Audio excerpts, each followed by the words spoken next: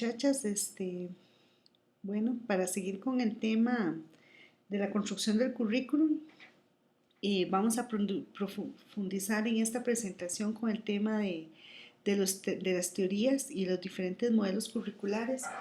Es muy importante, muchachos, que comprendan, muchachos y muchachas, que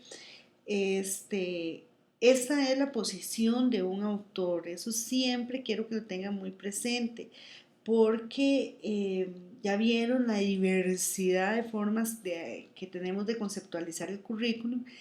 Entonces, igual, así hay un millón de formas de clasificarlas, las teorías, de interpretarlas, de construirlas. Entonces, vamos a agarrar uno que es un conjunto de autores que son bastante reconocidos. De hecho, ustedes van a hacer otra lectura de ellos mismos, que es Martiniano Román y Eloisa Díez. Ellos son mexicanos, han producido montones, son un referente bastante importante en este tema.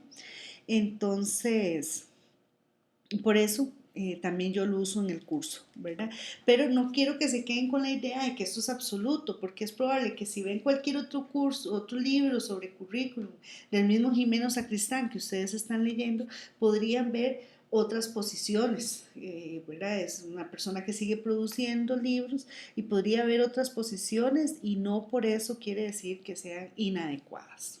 Bueno, adentrémonos en el concepto. Las teorías sobre el currículum son ese conjunto de normas y regulaciones que le dan fundamento racional a las decisiones que uno toma en el aula a partir del currículum. Entonces vean qué importante, todas esas teorías que definen cómo es el currículum nos dice cómo tiene que ser la toma de decisiones que hacemos los docentes en el aula. Vean que hay normativa, que es una normativa y que está regulada. Como van a ver ustedes con los programas de la propuesta curricular nacional, definitivamente ahí está contenido qué cosas se tiene que ver en cada una de las materias. Por ejemplo, entonces ahí está ese marco normativo y regulado de lo que se espera. ¿Cuáles son los elementos fundamentales de toda teoría? Siempre nos va a decir qué aspectos del aprendizaje son relevantes. Acuérdense que el currículum es una selección cultural de los aspectos más relevantes. En nuestro caso, el currículum está organizado en disciplinas. Eso tiene que estar en la definición que ustedes están construyendo.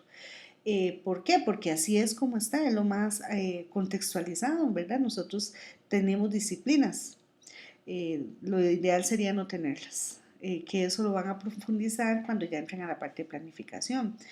Eh, o que existieran, pero no como estamos acostumbrados, que vamos a 2 horas a matemática, 2 horas a ciencias, 2 horas a español.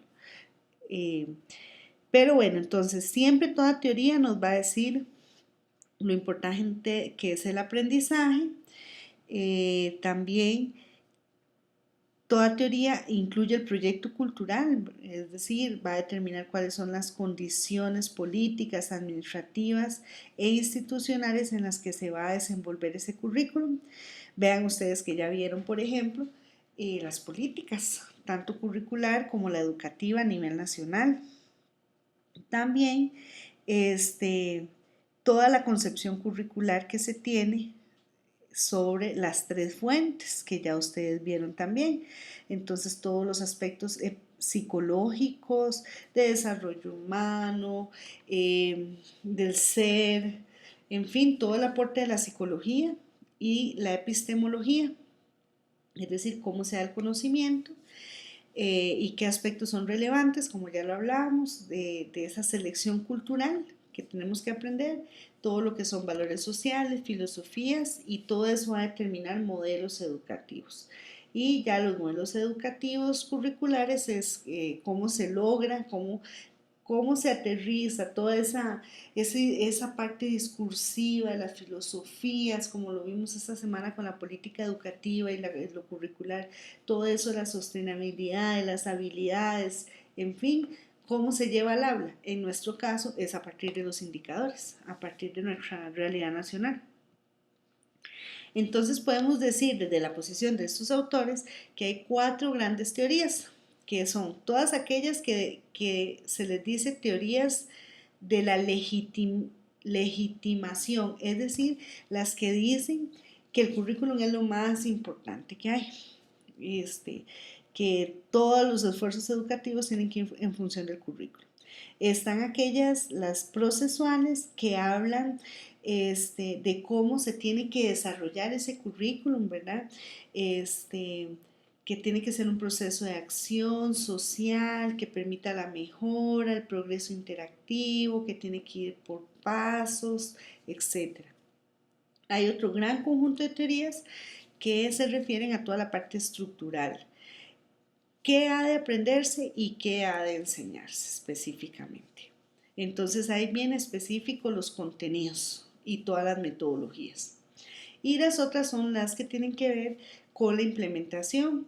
Entonces ahí va más enfocado a todas aquellas teorías del currículum que tienen que ver con el desarrollo, aplicación, generalización de estrategias para el desarrollo positivo y adecuado de los aprendizajes.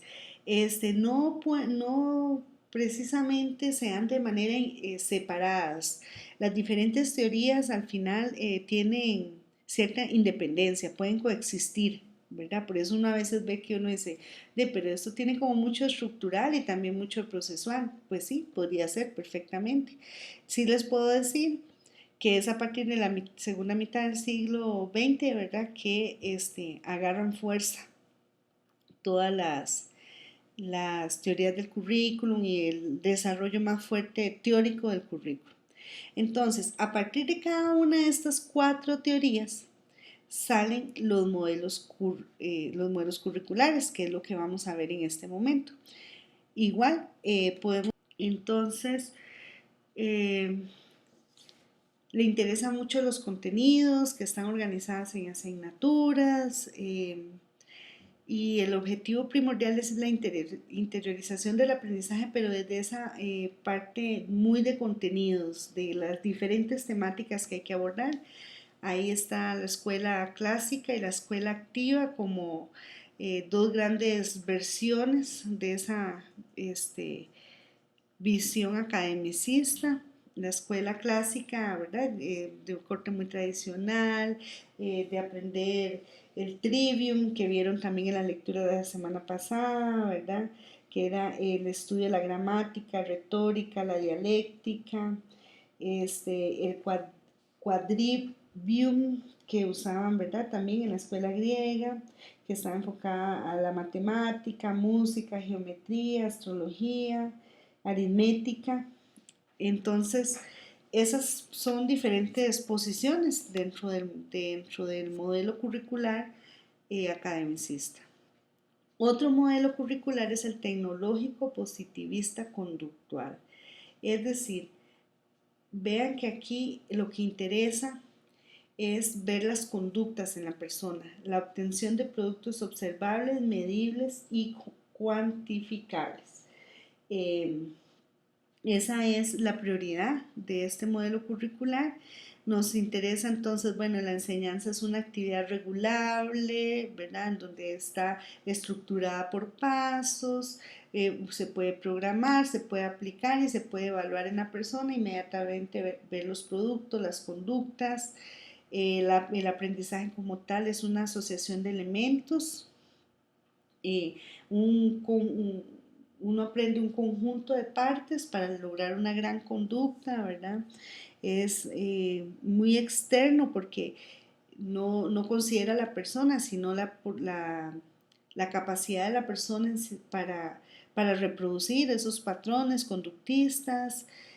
Obviamente está muy basado en el estímulo, ¿verdad? Y entonces esta nos lleva también a dos grandes corrientes dentro de esta misma modelo curricular, que es uno que tiene que ver con un currículum como un sistema tecnológico de producción, otro como un plan de instrucción, que ahí viene mucho esa definición de currículum que hemos oído, viene heredada de este modelo curricular, y también como un conjunto de experiencias de aprendizaje. Dentro de esta tercera está inmiscuido este concepto, ellos son los primeros que lo hablan, del currículum oculto, es decir, todas aquellas experiencias de aprendizaje no planificadas de manera explícita en el currículum prescrito. El currículum es prescrito, entonces es aquel que nos dan las autoridades, todos los programas, y el oculto son todas esas otras experiencias de aprendizaje que no esperábamos encontrar, pero que se dan. Vamos a seguir profundizando sobre este concepto. Después tenemos el modelo curricular interpretativo cultural, que ya aquí empieza a interesarle muchísimo más todo el aporte social, cultural, cómo el conocimiento permite la mejora social y cultural. Entonces, si volviéramos a aquellas teorías, podríamos ver que este tipo de modelo está muy fundamentado en teorías de implementación. ¿Por qué es importante aplicar adecuadamente el currículum? Bueno, porque le interesa ese aporte social y cultural y trascender de lo académico. Interesa mucho todo lo interpretativo, ¿verdad? ¿Qué interpretaciones hace el docente, el estudiante? Los símbolos que se utilizan, tanto en el ver, en las palabras, en los libros que utilizamos.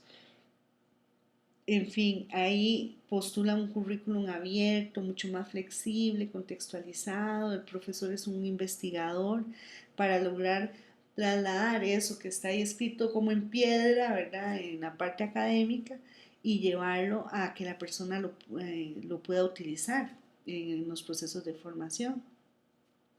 Y bueno, aquí se reconocen tres grandes corrientes, por lo menos para que lo tengan ahí presente. Una que es de corte más práctica, otra de corte más cognitiva, hay un grupo que se llama los reconceptualistas, que invitan a una revisión crítica de los modelos curriculares, muy propio de este modelo curricular, ¿verdad? Ellos también hablan de que la escuela está en una situación conflictiva y contradictoria. ¿Por qué? Bueno, porque hablamos mucho de que tiene que desarrollar la creatividad y la autorrealización en la persona, pero por otro lado, hay una selección cultural, como ya ustedes saben, que está organizada por un conjunto de disciplinas y que impone ciertas formas de pensamiento y de acción. Y si no hay un investigador, un docente investigador práctico, que tenga un conocimiento amplio de la realidad, muy posiblemente se va a quedar a la reproducción de ciertas formas de pensar y de acción. Y bueno, esos autores también hablan de otro modelo curricular que es el sociocrítico, en el cual interesa ya ahora sí la liberación de la persona. Eso está muy vinculado a todos los currículums latinoamericanos, a todas las currículas, perdón, las currículas, vamos a ver, latinoamericanas, que ahí por ejemplo está Pablo Freire, en donde habla muchísimo de todo lo que es la liberación del opresor, ¿verdad? Que interpreta al Estado como un opresor por medio del currículum, que entonces lo que hacen es mantenernos sin reservas, vamos a ver si ser personas críticas, como maquinitas, ¿verdad? Entonces ellos hablan mucho de esta posición sociocrítica para que el currículum sea una forma de liberación de la persona. Entonces, bueno, ven, hay una crítica constante a todas las ideologías impuestas, determinadas por un currículum prescrito. Ellos consideran que lo más importante es un currículum negociado y pactado. Sirve, no hay duda que sí, es muy interesante la propuesta que ellos hacen, por ejemplo, en comunidades indígenas, en comunidades de adultos mayores, por ejemplo. Entonces, bueno, ¿qué es lo que nos interesa? ¿Qué quieren aprender? Y entonces a partir de ahí definen y establecen qué sería el contenido curricular, ¿verdad? Eh, Ellos hablan de que el sociocrítico es el más integrador en los aspectos humanistas, en la parte cognitiva y contextual, no hay duda. No hay duda que así sea, ¿verdad? El maestro es totalmente mediador, el estudiante, imagínense, el estudiante es el que dice lo que quiere aprender, entonces es un protagonista de su propio aprendizaje. Y bueno, vamos a los valores básicos en el tanto la persona se vincula y aprende a partir de su propia realidad. Bueno, muchachos, con esto resumimos este apartado